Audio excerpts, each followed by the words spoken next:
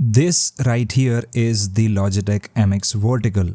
This is one of the most iconic Logitech mice, and I have received quite a few of these for repairs.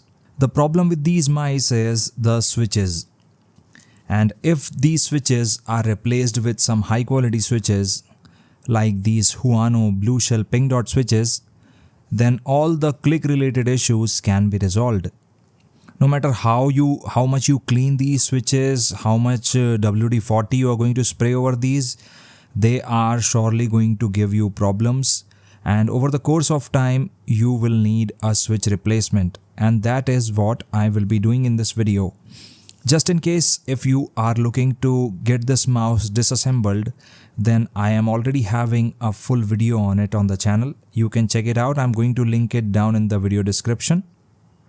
In this video, I'm just going to give you an overview of how things go and what are all the expectations that you can have with this mouse after new switches are installed. So basically, the switches that come pre-installed in this mouse are really crappy. They are not of any good quality. They are rated for just about, I guess, 5 to 10 million clicks, which is very easy to come by, and after that lifespan is achieved, your mouse is surely going to give you problems. But once these switches are installed, these are Huano blue shell pink dot switches. These have a life of 80 million clicks, and these are weatherproof switches too. So even if you are in an environment where there is high moisture, these switches are not going to break. I have installed these switches in a lot of mice, and I'm yet to get a customer who told me that their mouse is not working.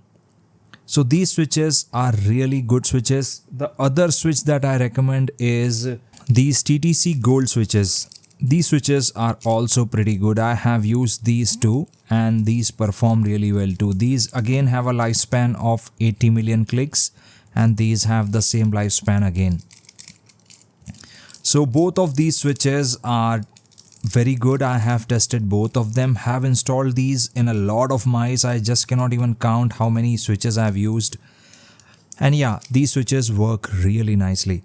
Now if I get these switches installed in this MX Vertical, then the life of this mouse is going to increase by about 5-7 years easily. These switches are not going to fail for at least 5-7 years, that's for sure. And this mouse, other than having the click issues, is working perfectly fine. So there is absolutely no point in going ahead and buying a new mouse when you can get switches replaced. And even if you buy a new mouse, you won't be getting these high quality switches. You are again going to get those crappy switches, and you will face problem in a matter of an year or two. Basically, the point I want to make here is, if you have a mouse that is a little expensive, it can be a gaming mouse, it can be a productivity mouse like this, then there is absolutely no point in going ahead and buying a new mouse if there is any click related issue.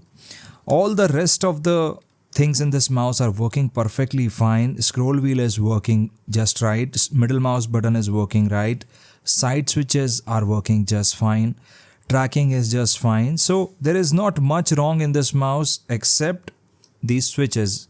Once both of these switches are installed, this mouse is going to work perfectly. Finally, I have removed the PCB from the shell. As you can see, the mouse is disassembled, and now we can replace these switches. So as I mentioned initially, if you are going to take a closer look, this switch is rated for just 10 million clicks. Both of these switches are exactly the same. The best part about this mouse is the fact that it uses an optical scroll encoder, so you won't be having any issues with it unless you break anything. Mechanically, this is a very sound unit. And now I will be removing these switches using some soldering iron. Finally, I ended up installing the Huano blue shell pink dot switches onto this MX Vertical PCB, and this is how it looks like. The old switches are here.